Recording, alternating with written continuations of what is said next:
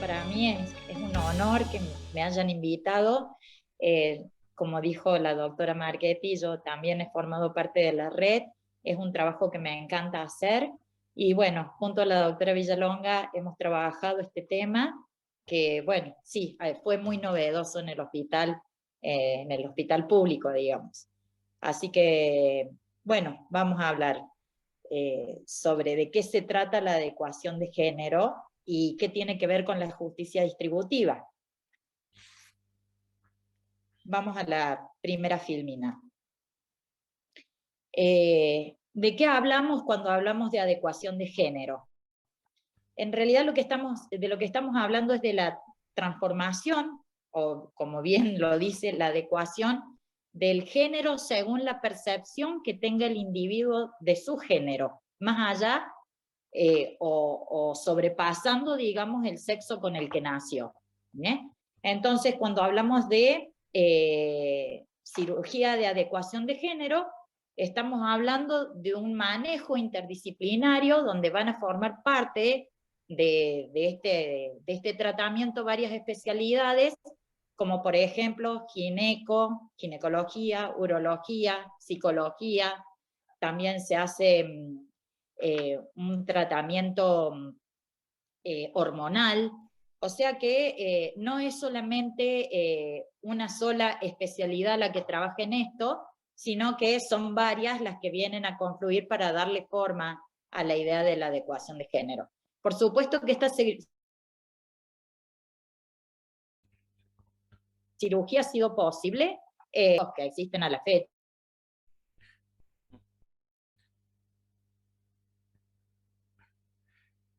Carla se ha cortado y no sé si ya es Inés que está manejando. La No adecuación están de género. pasando la diapositiva. Se cortó un segundito, Carla. Hubo un bache ahí de silencio. Y no se está pasando la diapo. No sé si eso maneja Inés vos. Sí, yo lo manejo cuando Carla me avisa. Ok. Pásalo, la... No sé en dónde quedó el silencio. Dale, Carla, seguí. Bueno, entonces, bueno, el hospital incorporó este tratamiento a su quehacer, y bueno, esto respondiendo un poco a lo que creo que muchos ya conocen, la Ley Nacional 26743, que habla de la identidad de género. Esta ley fue sancionada en mayo del 2012, y en su artículo 2, ahí está la definición de lo que se entiende por identidad de género, y habla de una vivencia personal del cuerpo, lo que puede involucrar la modificación de la apariencia o la función corporal a través de medios quirúrgicos, farmacológicos o de otra índole. Entonces, es a lo que se ha buscado dar respuesta, digamos. Por supuesto que al incorporar este tipo de tratamiento al hospital público, esto generó un poquito de resistencia, de planteos por parte de los profesionales que trabajan en el hospital. Entonces comenzamos a ver, o nos empezaron a plantear, digamos, los problemas que se empezaban que suscitaba, digamos, llevar adelante este tipo de tratamiento, porque no, o sea, con todo lo que involucra, no es justamente un tratamiento fácil ni barato. Entonces, los problemas que se plantearon así a grandes rasgos fueron preguntas como que si es justo que el Ministerio de Salud disponga del presupuesto que recibimos, disponga parte de eso para este tipo de cirugías, parte de ese presupuesto para este tipo de cirugías. Si la realización de esta cirugía es pertinente en el hospital público, ese fue otro interrogante. Y por último, si esta práctica es coherente con los fines que tiene el Ministerio de Salud. Fueron más o menos los 3 ejes principales sobre los que rondaron los problemas que se visibilizaron en el equipo de trabajo y en el resto de los profesionales. Inés, no están pasando las filminas, ¿eh? Ah, ¿no? Bueno, no. Un momento. Yo voy por la número 4. Sí, entonces la vemos así. ¿Ahora sí la ves? Ahora sí. Entonces, a partir de ahí, el Comité de Bioética se puso a trabajar en 3 ejes de análisis para dar respuesta a estas preguntas, a estos planteamientos, digamos. El primer eje se trabajó sobre los criterios de justicia distributiva, después sobre el concepto de salud que tiene asumido el Ministerio y la identificación del criterio de justicia que aplica el Ministerio, y los criterios de asignación de recursos. Sobre esos 3 ejes nos pusimos a trabajar y así voy a dar, a grosso modo, algo sobre las teorías de justicia distributiva. Conocemos, por lo menos 6 fueron las que estudiamos: el socialismo, comunismo, comunitarismo, liberalismo igualitario, liberalismo radical, utilitarismo. El socialismo, digamos, básicamente socializa los medios de producción en cuanto a lo que son criterios de igualdad, y todos son proletarios. Es decir, acá en el socialismo se produce la abolición de la propiedad privada. Entonces, el criterio de distribución es a cada quien según su contribución laboral. En el comunismo habla de la eliminación de la escasez para justamente evitar la alienación del sujeto o del hombre, ¿no es cierto? Con esta idea desaparece la idea de Estado, con ello la idea de política y de economía. Esto está a muy grosso modo planteado. Los criterios de distribución en cuanto al comunismo es de cada cual por su capacidad y a cada cual por su necesidad. El comunitarismo está, digamos, su eje es el bien común. Entonces, el criterio de distribución de cada cual, lo que beneficia a la comunidad, a cada cual según su contribución a la comunidad. Es decir, que es a través de la vida en comunidad que el hombre puede autorrealizarse, autoconocerse. Ahí buscamos eso, maestro. Bueno, el utilitarismo, uno de los exponentes, de los autores más reconocidos, Bentham y Stuart Miller, ellos hablan de intereses individuales iguales. ¿Qué quiere decir esto? Que dentro de lo que es criterio de distribución, mayor felicidad para el mayor número de personas. El liberalismo radical, ahí lo tenemos a Nozick como autor referente. Acá, al revés que en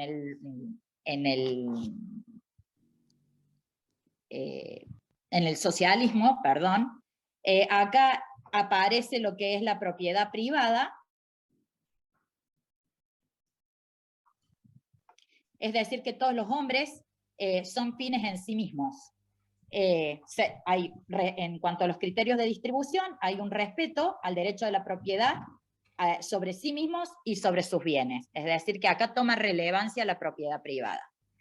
Después tenemos el liberalismo igualitario, que parte de una idea del velo de la ignorancia, es decir, que si estuviéramos en una génesis, digamos, en una situación de origen, todos seríamos iguales, y el criterio de distribución sería que tendríamos que tener igualdad respecto de ciertos bienes básicos y respetar el principio de diferencia. ¿Qué es esto del principio de diferencia? El principio de diferencia se refiere a que hay condiciones que no serían tan injustas si benefician a los más desventajados.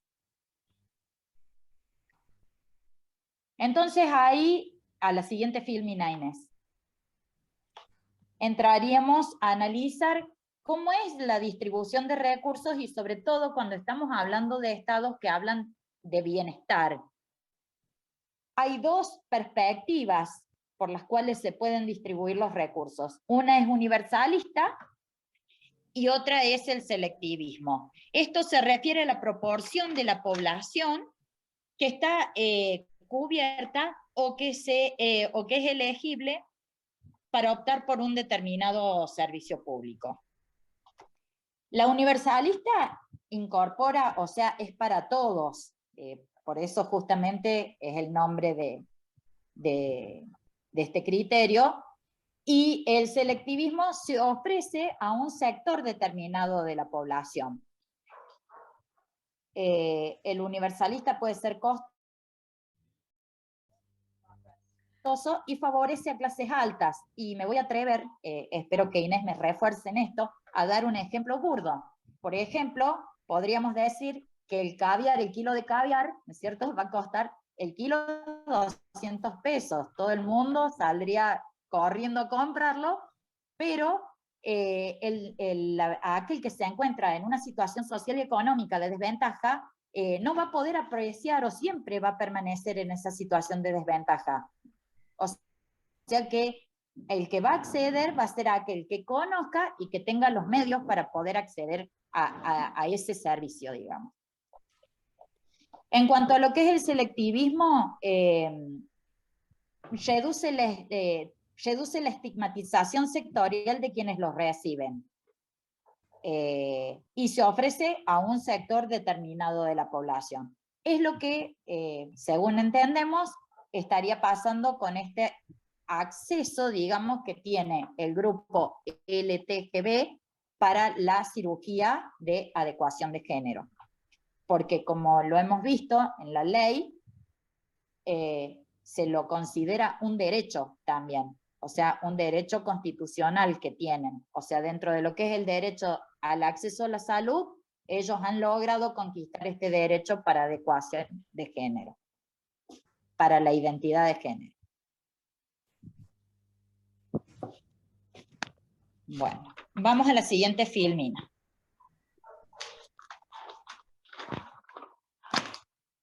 Cuando hablamos de recursos públicos, también se toman en consideración diferentes principios. Tenemos el principio de derecho, donde digamos, los derechos sociales suponen el otorgamiento por parte del Estado de servicios colectivos al conjunto de los ciudadanos, como por ejemplo salud, bienestar, educación.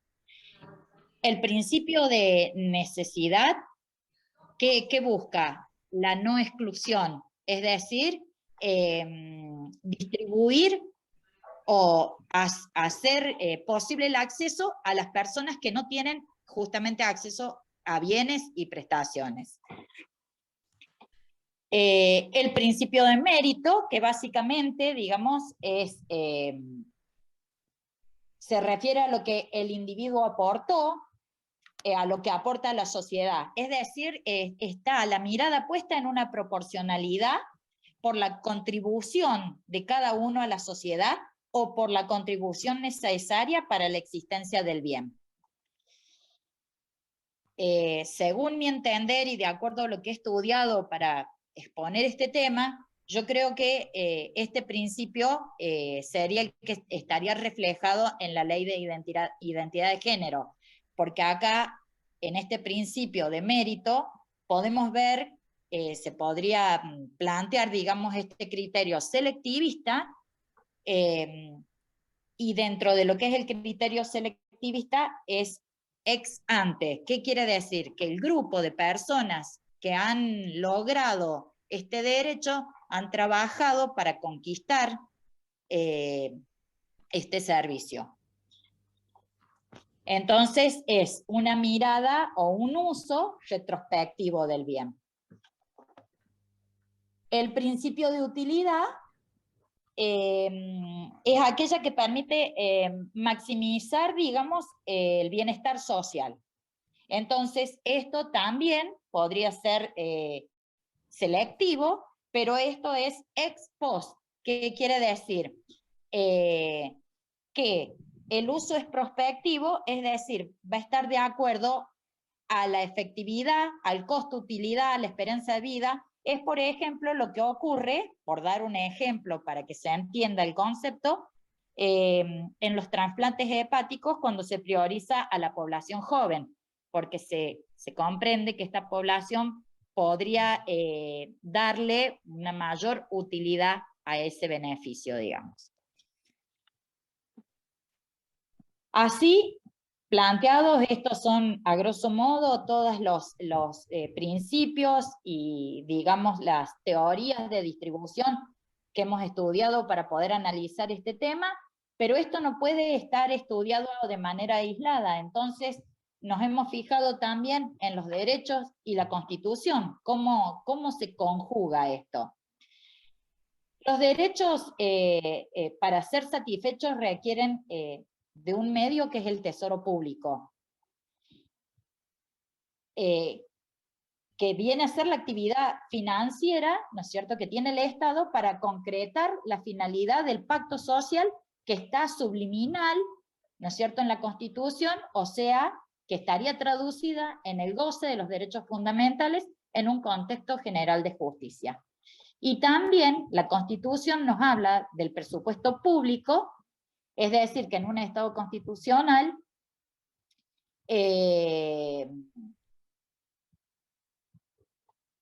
los principios que rigen la asignación presupuestaria de recursos están vinculados a la equidad, a la igualdad de oportunidades y a la solidaridad. Por supuesto que cuando hablamos de recursos, siempre los recursos son escasos. Hay mucha demanda y hay pocos recursos. Entonces, hay que tener algo claro. La escasez no justifica la inacción del gobierno. Entonces, de lo que se trataría sería de, para poder hacer una distribución eficiente de recursos, resultaría útil fomentar la participación de distintos grupos sociales mediante mecanismos deliberativos, para así conocer las necesidades de los grupos o de la sociedad en general y poder realmente hacer una distribución justa.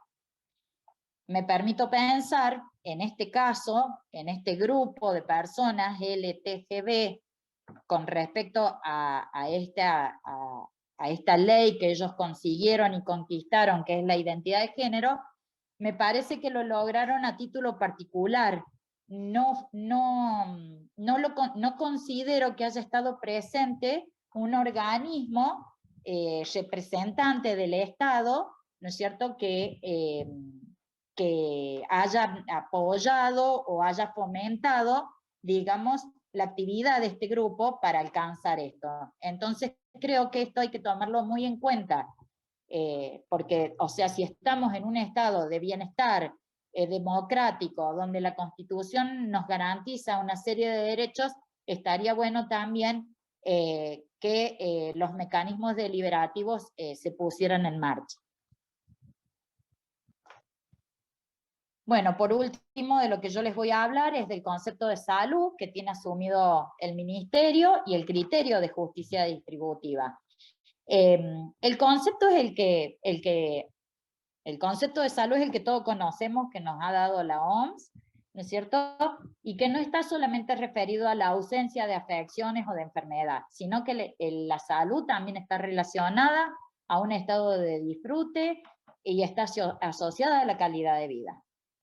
El Ministerio de Salud de Córdoba adhiere a una perspectiva de salud integral y su misión y visión está dirigido a resolver los problemas de salud de manera integral de todos los grupos según sus necesidades, encuadrando en un criterio de distribución del liberalismo igualitario de roles que los vimos en las teorías de justicia distributiva cuando comencé esta ponencia. Bueno, creo que hasta ahí ha llegado el tema que por mi parte pasaba. Bueno, entonces, nosotros después que revisamos todos los criterios de justicia, tal como les ha contado Carla, y revisando toda la parte teórica de cómo se distribuyen recursos públicos y demás, y revisando Constitución y todo, fue un lío bárbaro todo lo que hicimos, llegamos a estas conclusiones. Entonces dijimos, bueno, pero a ver, ¿y cuáles son los criterios? Si el Ministerio, por su misión-visión, adhiere a un igualismo de tipo de justicia distributiva de roles.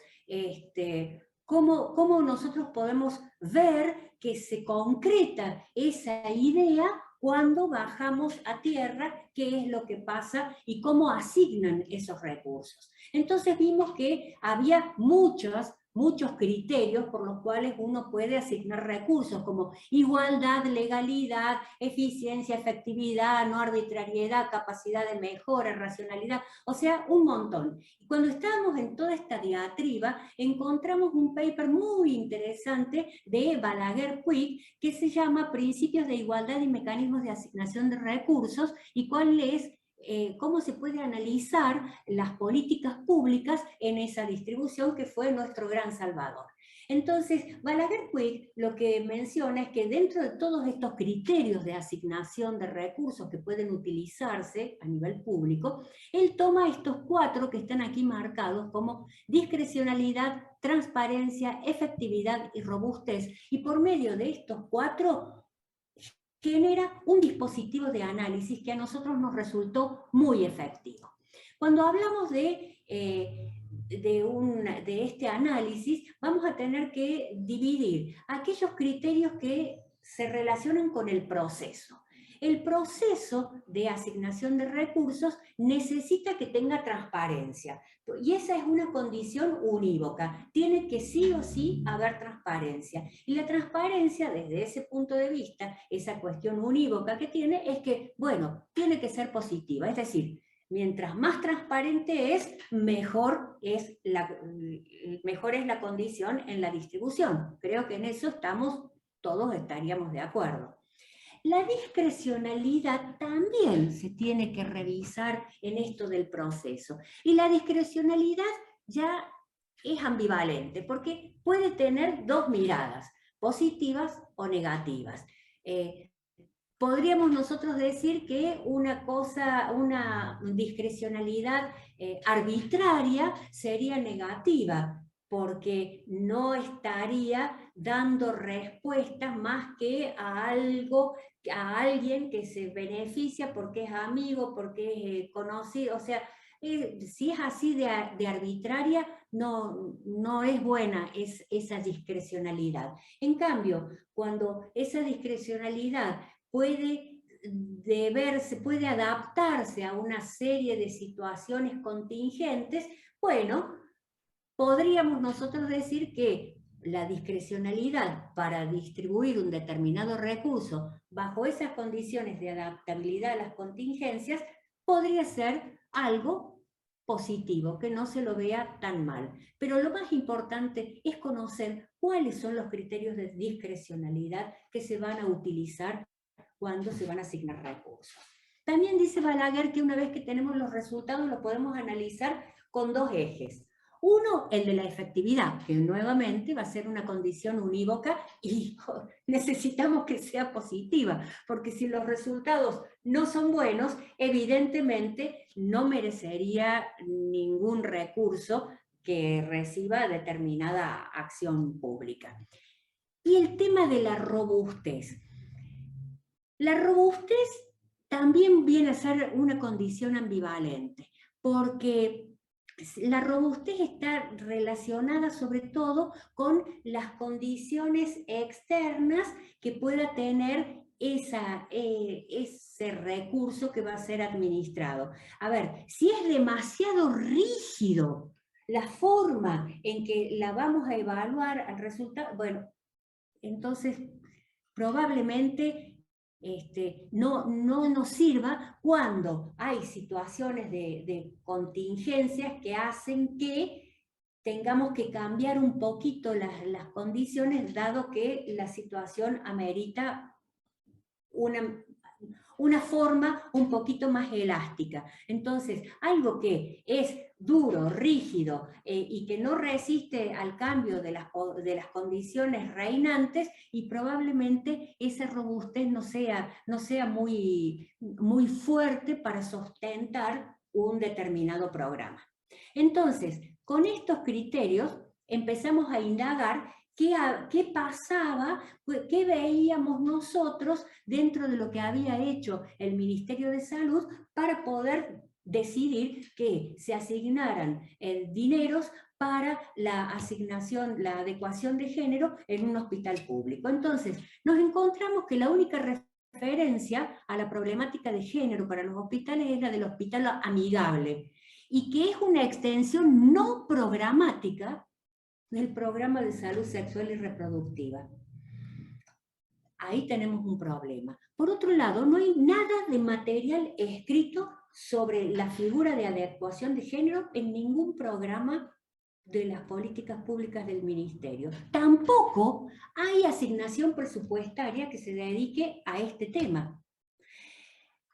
Las condiciones por las cuales, si bien nuestro hospital ha sido el que más cirugías realizó, años previos, el Rawson había iniciado las cirugías de adecuación y había hecho muy escasas cirugías. Sin embargo, ni las del Rawson, ni las que después se hicieron en nuestro hospital, nosotros conocíamos cuáles eran las condiciones por las que se había llegado a que la persona X llegara al hospital para la cirugía. ¿Cómo es que esa persona se informó? ¿Qué hizo para acceder a todas las prácticas estas necesarias? ¿Cómo era la lista de espera? ¿Cuántos eran los que querían? ¿Quiénes eran todos los que actuaban? No se sabía nada. Públicamente no hay nada escrito ni visible de cómo se hace esto. En nuestro hospital hay un solo profesional que es el que ha recibido formación específica en México, creo que fue, acerca de las cirugías de asignación de género. Y este médico no pertenece a la planta permanente, empezó como monotributo, no sé si en este momento ya tendrá un contrato, y está incorporado en el hospital para trabajo en guardia. Entonces, ahí tenemos un problema también, porque es un profesional para todo, y que viene un solo día de la semana, pero está también asignado a la guardia, entonces tiene que entrar una apendicitis y además está en una cirugía de adecuación. Es un poco bizarro el tema, ¿no? Y hasta el momento, lo único bueno que tenemos es que hasta el momento las cirugías de adecuación de género han sido efectivas, no han habido graves complicaciones. Entonces, cuando nosotros indagamos todo esto, analizando el proceso, lo que observamos es que ausencia de protocolos que transparente los requisitos por los cuales las personas pueden informarse, acceder, todo, tampoco se puede determinar en cuánto varían los procedimientos o las modalidades, los criterios de acceso. En definitiva, ¿quién establece quién es el que recibe y quién no recibe el recurso? No se sabe nada de eso. Y transparencia cero. La discrecionalidad empleada para ver quiénes serían los favorecidos tampoco está visibilizada. Entonces, ni la transparencia ni la discrecionalidad. Y en el análisis de los resultados, si bien hemos dicho que ha sido efectivo los resultados de las cirugías, al no disponer de un presupuesto asignado específicamente para este tipo de intervenciones, entonces le falta robustez al mecanismo de asignación, porque no se puede organizar el presupuesto hospitalario para cubrir una demanda que justo en este mes tenemos 2 cirugías de asignación, entonces hay que recortar en un lado, es la frazada corta, o tapamos los pies o tapamos la cabeza. Conclusión.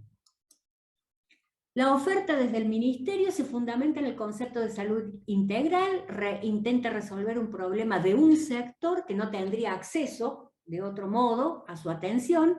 El proceso de la oferta no resulta transparente, eso lo desfavorece en el aspecto de fijar también la discrecionalidad existente para el mecanismo de asignación. La práctica, aunque efectiva, no presenta las condiciones mínimas de robustez para asegurar la permanencia de la misma. Entonces, concluimos de que probablemente el hecho de que se haya empezado a hacer en este modo tan compulsivo y de un día para el otro, que a nosotros también nos sorprendió que de un día para el otro empezaban a hacer este tipo de cirugías, pensamos si hay otro tipo de intereses que no están explicitados y que han sido el supuesto de trabajo para llegar a esta situación. Entonces, la verdad que tendríamos que recomendar que se fije la discrecionalidad que establece el criterio de participación, que se haga público el proceso de acceso, transparentando las condiciones, y que definitivamente se designe la partida presupuestaria genuina para que se sostenga este programa sin que tenga que menguarse la atención en otras zonas de nuestro hospital, porque es con el presupuesto de nuestro hospital que se están haciendo ese tipo de cirugías. Bueno, esto ha sido entonces lo que en el comité hemos discutido, y quedo a disposición de las preguntas, y nos interesarían mucho los comentarios de ustedes.